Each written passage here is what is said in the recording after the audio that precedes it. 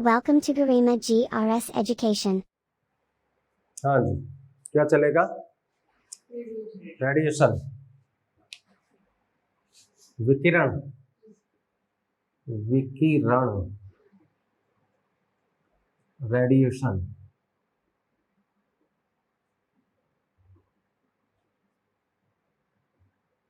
ये जो रेडिएशन है, अभी तक हमने कितना पढ़ाया? एक तो हीट ट्रांसफर में कंडक्शन था, कंडक्शन, दूसरा कन्वेक्शन, और ये तीसरा है रेडिएशन। ठीक है। कंडक्शन में क्या होता था? ऊष्मा स्वयं चलती थी माध्यम से होकर के, अणु अपना स्थान नहीं छोड़ते थे। जैसे कि मान लो ये है, तो ये हीट हुआ, इससे ये हीट हो गया, इससे ये हीट, इस तरह से हीट चल रही है। कन्वेक्शन में फ्लूइड का यानी लिक्विड का उदाहरण दिया था, तो वो मॉलिक्यूल जिसका टेम्परेचर हाई है, इसकी वॉल्यूम बढ़ने से डेंसिटी कम हो जाती है, तो ये ऊपर उठ के चला जाता है और हैवी मॉलिक्यूल इधर आ जाता है। तो इस तरह से कन्वेक्शन होता था। अब तक ये हम दोनों पढ़ चुके हैं। अब चलेगा तीसरा मेथड, रेडिएशन। रेडिएशन में किसी माध्यम की आवश्यकता नहीं होती है। ठीक है।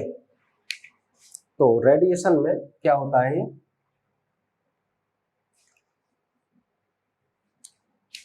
अगर मान लो कोई सरफेस है और इसका टेम्परेचर हाई है सराउंडिंग के अपेक्षा में, तो ये क्या करेगा? ईएम वेव की फॉर्म में, ईएम वेव की फॉर्म में एनर्जी को लूज करेगा, एनर्जी को रेडिएट करेगा। तो इसी को ईएम वेव की फॉर्म में जो एनर्जी होती है, इसी को हम रेडिएशन बोलते हैं, रेडिएशन। ठीक है। इसमें माध्यम की कोई आवश्यकता नहीं होती। ठीक। और ईएम वेव की, जैसे लाइट है, 3 × 10⁸ मीटर पर सेकंड की स्पीड होती है वैक्यूम में लाइट की, तो ईएम वेव ही है लाइट ईएम वेव। तो इलेक्ट्रोमैग्नेटिक वेव, विद्युत चुंबकीय तरंगें। अब ये ईएम वेव क्या होती है, इसके लिए हम आगे पढ़ेंगे, क्योंकि पूरा चैप्टर है, एक बात नहीं। विद्युत चुंबकीय तरंग है, ये मान लीजिए ट्रांसवर्स वेव होती है, तरंगें होती हैं। ईएम वेव की नेचर ट्रांसवर्स होती है, ये बहुत इंपॉर्टेंट क्वेश्चन है। ठीक है। और ये आपका रेडिएशन कहलाता है। ठीक है।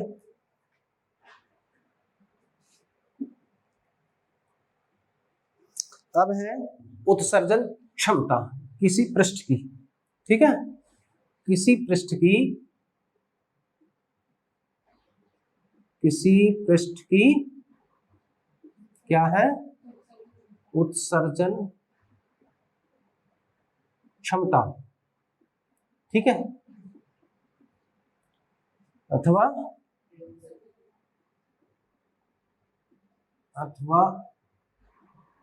उत्सर्जकता।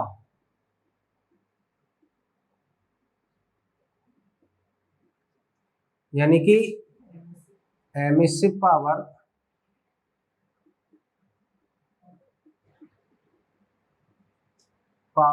और एमिसिविटी ऑफ ए सरफेस। ठीक। तो ये क्या होती है? देखो, ये कोई पृष्ठ है। ठीक है। अब ये कितना उत्सर्जित कर रहा है, कितना एमिट कर रहा है, निकाल रहा है अपने अंदर से ऊर्जा को। ये एब्जॉर्ब भी करता है और एमिट भी करता है। एब्जॉर्ब का मतलब होता है अवशोषण, अपने अंदर अवशोषित भी करता है और उत्सर्जित भी करता है। बल्कि थ्योरी ऑफ एक्सचेंज है, बुक में नहीं है, लेकिन थ्योरी ऑफ एक्सचेंज के अकॉर्डिंग ये माना जाता है कि हर समय हर वस्तु प्रत्येक ताप पर ऊष्मा का उत्सर्जन भी करती है और अवशोषण भी करते हैं। लेकिन यहाँ हमें उत्सर्जन क्षमता पढ़नी है, यानी एमिसिव पावर। तो एमिसिव पावर क्या होती है? किसी पृष्ठ के प्रति एकांक क्षेत्रफल द्वारा, ये प्रति एकांक क्षेत्रफल है, इसका एकांक क्षेत्रफल है, इसके द्वारा कितनी हीट रेडिएट हो रही है 1 सेकंड में, यानी प्रति एकांक समय में, तो उसकी उत्सर्जन क्षमता कहलाएगी। ठीक है, किसी पृष्ठ के, यहां डेफिनेशन बनाएंगे, किसी पृष्ठ के प्रति एकांक क्षेत्रफल द्वारा प्रति सेकंड उत्सर्जित होने वाली विकिरण की मात्रा को उस पृष्ठ की उत्सर्जन क्षमता कहते हैं, ई कहते हैं। तो ई का यूनिट क्या हो जाएगा? जूल पर मीटर स्क्वायर सेकंड, यही तो हो जाएगा। और इसको हम ये भी लिख सकते हैं वाट पर मीटर स्क्वायर, क्योंकि जूल पर सेकंड को तो हम वाट बोलते हैं। ठीक है, तो ये इसका यूनिट हो जाएगा। ये इसकी डेफिनेशन आपने समझ ली कि एकांक क्षेत्रफल से 1 सेकंड में कितनी एनर्जी रेडिएट हो रही है, वो उसकी उत्सर्जन क्षमता है। ठीक है, हमें डेफिनेशन लिख के तो कोई आवश्यकता नहीं है लिखने की। ठीक है, इसकी उत्सर्जन क्षमता है एमिसिव पावर। दूसरा,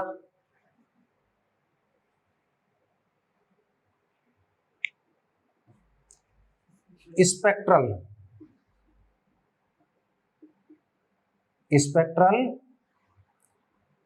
एमिसिव पावर, यही है। तो एमिसिव पावर क्या थी? किसी पृष्ठ के, जैसा कोई पृष्ठ है, उसके एकांक क्षेत्रफल द्वारा प्रति सेकंड उत्सर्जित विकिरण ऊर्जा। ठीक है, और इसमें क्या है, देखिए, जब ये विकिरण ऊर्जा को उत्सर्जित करेगी, है नहीं, ये विकिरण ऊर्जा को उत्सर्जित करेगी, तो इसमें बहुत सारी तरंगदैर्घ्य, एक रेंज होगी तरंगदैर्घ्य की। इनकी जो वेवलेंथ है, बहुत सारी वेवलेंथ होंगी, जैसे कि मान लो वेवलेंथ 200 नैनोमीटर, 500 नैनोमीटर, 400 नैनोमीटर, है ना, 700 नैनोमीटर, इस तरह से बहुत सारी रेंज होंगी, 200, 300, जो भी होंगी। ये एक ही वेवलेंथ की नहीं होंगी सारी, क्योंकि इनकी एक वेवलेंथ होती है, एक लैम्डा होता है। ठीक है, समझ रहे हो ना, वेवलेंथ, तरंगदैर्घ्य। तो फ्रीक्वेंसी, इनकी फ्रीक्वेंसी डिफरेंट होगी। तो यहां पर है स्पेक्ट्रल एमिसिव पावर में केवल इतना है कि पर्टिकुलर लैम्डा के लिए कितनी उत्सर्जन क्षमता है उस रेंज में, इसकी एक रेंज होती है। ठीक है, 200 से, जैसे हमने 200 से और 205 ले लिया, ठीक है, तो इतना 200 से 205 नैनोमीटर की ले ली, तो कितना रेंज हो गई? 5 नैनोमीटर रेंज हो गई, यानी डेल्टा लैम्डा, है कि नहीं? 200 से 205 तो एक रेंज निकल आई। इस रेंज में हम ये चाहते हैं कि 200 वाली अथवा 201 वाली कितनी रेडिएटेड एनर्जी निकलेगी। तो वही है, किसी पृष्ठ के, इसकी डेफिनेशन हो जाएगी, किसी पृष्ठ के प्रत्येकांक क्षेत्रफल द्वारा प्रति सेकंड एक पर्टिकुलर लैम्डा तरंगदैर्घ्य पर उसके प्रति एकांक तरंगदैर्घ्य परास में उत्सर्जित विकिरण ऊर्जा की मात्रा उसकी स्पेक्ट्रल एमिसिव पावर कहलाएगी। ठीक है, और अगर ये लैम्डा, इसका क्या है, हाँ, तो इसका जो है कितना हो जाएगा, रेंज क्या है, लैम्डा प्लस डेल्टा लैम्डा के लिए कितनी हो जाएगी, ई लैम्डा और डेल्टा लैम्डा, रेंज कितनी हो जाएगी। ठीक है, एक पर्टिकुलर वेवलेंथ लेनी है और उसकी प्रत्येकांक परास, इसका मात्रक हो जाएगा जूल प्रति मीटर स्क्वायर सेकंड एंगस्ट्रॉम, या इसको लिख सकते हैं जूल मीटर -2 सेकेंड -2 एंगस्ट्रॉम -1, ये हो जाएगा सेकेंड -1, ठीक है, ये हो जाएगा। तो ये है स्पेक्ट्रल एमिसिव पावर। अब क्या है,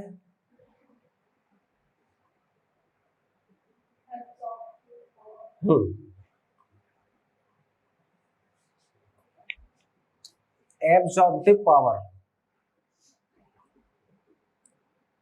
एब्जॉर्प्टिव पावर किसी पृष्ठ की, तो इसमें एक अंक वाला नहीं है हिसाब किताब। इसमें किसी पृष्ठ पर, जैसे मान लो कोई ये विकिरण आ रहा है इसके ऊपर, ठीक है, तो इसमें से कितना एब्जॉर्ब कर रहा है ये, है नहीं, तो absorb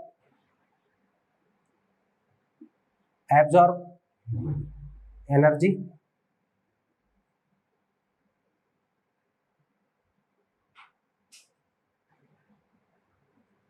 upon total incident energy,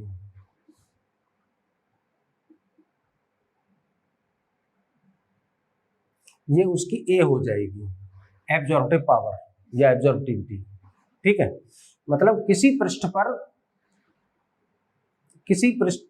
पर आपतित कुल ऊर्जा में से कितना वो एब्जॉर्ब कर रहा है, अथवा यूं कहिए कि किसी पृष्ठ द्वारा अवशोषित ऊर्जा तथा उस पर कुल आपतित ऊर्जा का अनुपात उसकी अवशोषण क्षमता यानी एब्जॉर्प्टिव पावर कहलाता है।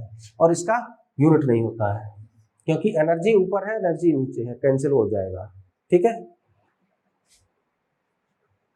ये डेफिनेशन है, इनको केवल समझना है, रेडिएशन तो आगे चलेगा, मतलब डेरिवेशन आएंगे, लॉ भी आएंगे।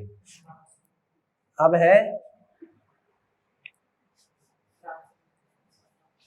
स्पेक्ट्रल, अब है स्पेक्ट्रल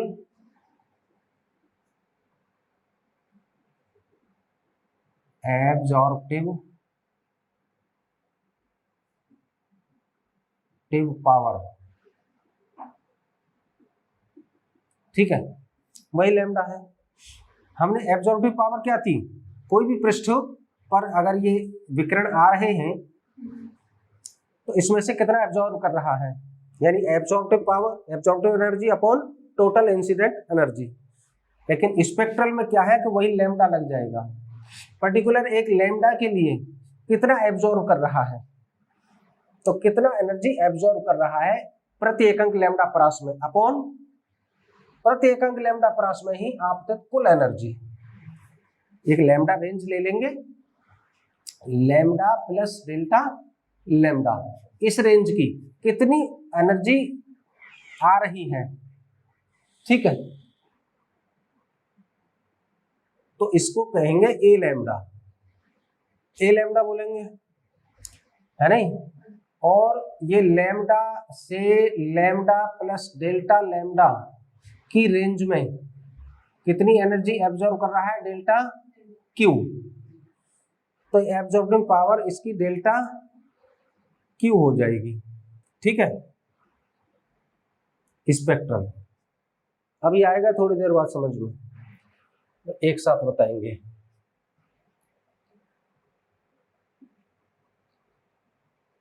अब क्या है, हाँ, ट्रांसमिटेड पावर,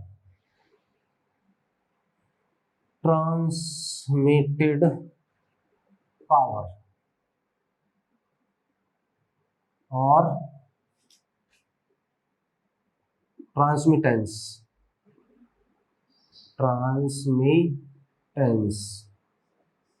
है ना, ऑफ ए सरफेस।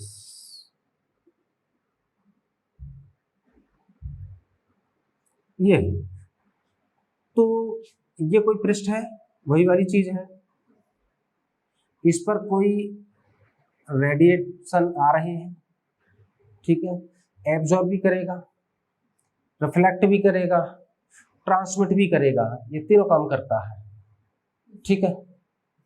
तो इस पर रेडिएशन आ रहे हैं, तो ये क्या करेगा, इसका कुछ भाग रिफ्लेक्ट कर देगा,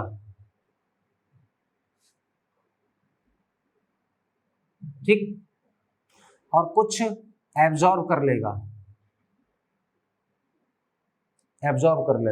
और कुछ ट्रांसमिट कर देगा, ठीक है। तो ये ट्रांसमिटेड पावर अगर निकालनी हो, ये T, ठीक है, और ये R और ये A, तो ट्रांसमिटेड पावर का मतलब है कि कोई भी पृष्ठ पर कितनी ट्रांसमिट कर रहा है, कितनी आपतित है, उसका रेशो, यानी कि ट्रांसमिटेड एनर्जी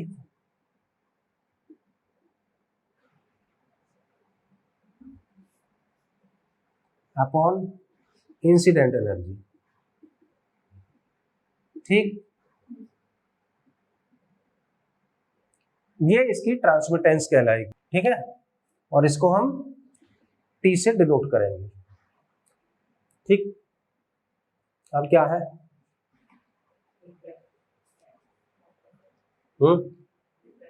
रिफ्लेक्टेंस या reflected power, reflectance, reflected power और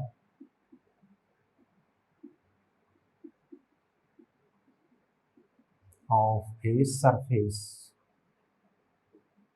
ठीक, वही पृष्ठ है, इस पर विकिरण आ रहे हैं,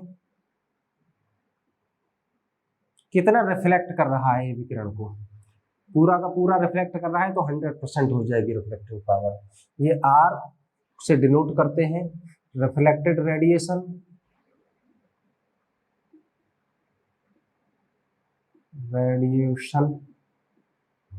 अपॉन इंसिडेंट रेडिएशन, ठीक, यानी परावर्तित विकिरण की मात्रा तथा आपतित विकिरण की मात्रा किसी पृष्ठ पर, किसी पृष्ठ से परावर्तित विकिरण की मात्रा तथा उसी पृष्ठ पर आपतित विकिरण की कुल मात्रा के अनुपात को हम उसकी रिफ्लेक्टेंस यानी परावर्तकता कहते हैं, ठीक है।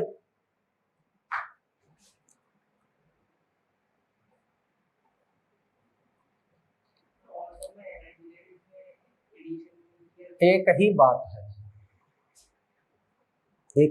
है, फॉर्म है रेडिएशन एनर्जी की, ठीक। अब एक चीज समझो, चलो इसे भी छोड़िए, कि अब ये पृष्ठ है, कितने बार बना लिया ये पृष्ठ, ये ना तुमने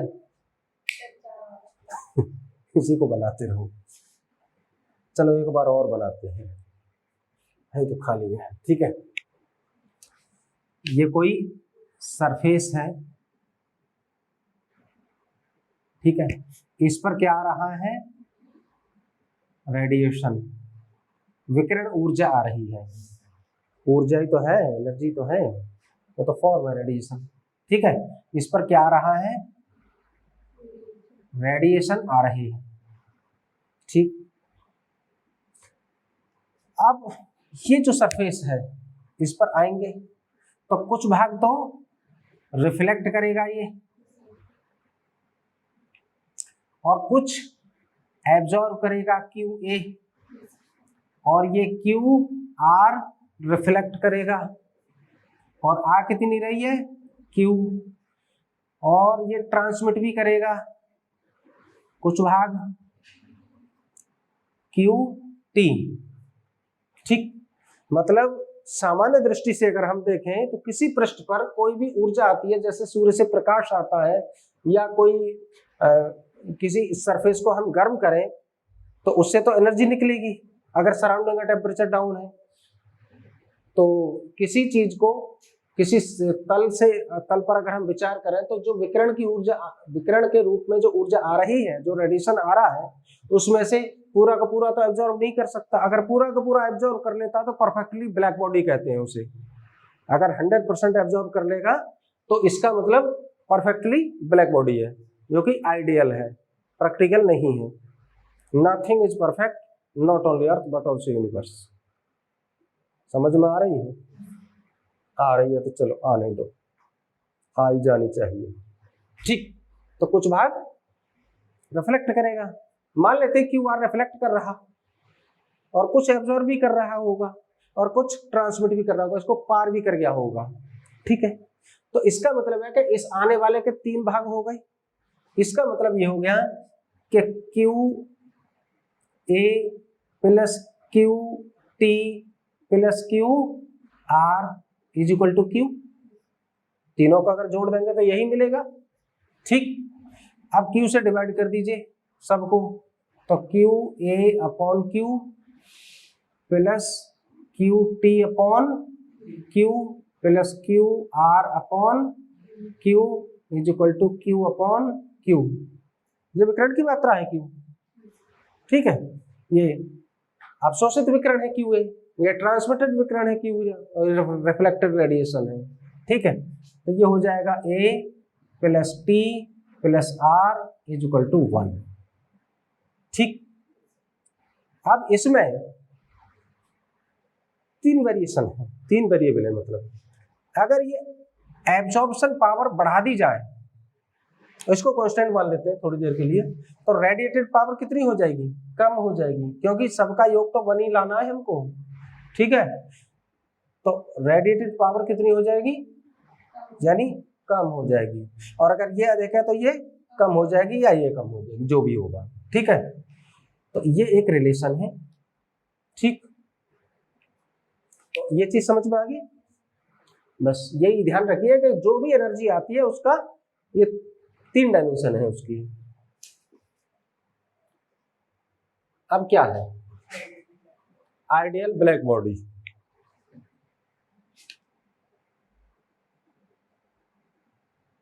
आइडियल ब्लैक बॉडी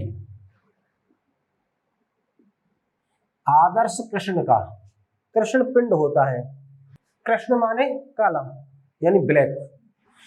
तो कोई भी सरफेस है, अगर जितनी भी विकिरण ऊर्जा आ रही है उस पर, वो सब के सब अपने अंदर एब्जॉर्ब कर ले, ना ही तो ट्रांसमिट करे और ना ही रेडिएट करे। ठीक है, रिफ्लेक्ट करे, यानी रेडिएट नहीं रिफ्लेक्ट। तो ना तो रिफ्लेक्ट करे और ना ही ट्रांसमिट करे, तो फिर क्या हो जाएगा? ये 100%, यानी Q बराबर क्या हो जाएगा? Q A. एब्जॉर्प्शन कितना हो जाएगा? 100%, पूरी की पूरी ले रहा है। तो इसी को हम कहते हैं आइडियल ब्लैक बॉडी या परफेक्टली ब्लैक बॉडी। ठीक है, आदर्श कृष्ण का। अब ये अधिकतर मोस्टली मतलब ब्लैक रंग की होती है, लेकिन ये जरूरी नहीं है कि ब्लैक रंग ही हो। इसका बाहर से सरफेस, जैसे आपने थर्मस बोतल देखी है, उसमें चाय रख दें तो गर्मी बनी रहती है, क्योंकि वो परावर्तित, वो क्या होता है उसके अंदर होता है परावर्तक तल, चाहे कांच कह लो चाहे कुछ भी कह लो। जब ये जो लिक्विड है या जो भी ठोस है, इससे ऊष्मा ऐसे निकलेगी तो ऐसे रिफ्लेक्ट कर जाएगी, ऐसे निकलेगी तो ऐसे रिफ्लेक्ट कर जाएगी, यहीं रहेगी। ठीक है, तो ब्लैक बॉडी का मतलब है जो अपने अंदर 100% एब्जॉर्प्शन रखती है, उसको हम कहते हैं आइडियल ब्लैक बॉडी, आदर्श कृष्ण का। इसमें इतना ही है। ठीक है, अब ये डेफिनेशन आपकी हो गई। अब आगे क्या है? क्या है? Kirchhoff's law, radiation law. हाँ, किरचॉफ्स का तो करंट लॉ भी है। एक आदमी ने एक ही लॉ थोड़ा ही दिया है, न्यूटन ने लाइट में भी दिया है, न्यूटन ने, न्यूटोनियन फिजिक्स है, पूरी क्लासिकल मैकेनिक्स है, और इसमें भी आएगा न्यूटन कूलिंग लॉ, उसको नेक्स्ट डे में पढ़ेंगे। ठीक है, आज क्लोज करते हैं चैप्टर। ठीक, ओके, थैंक यू।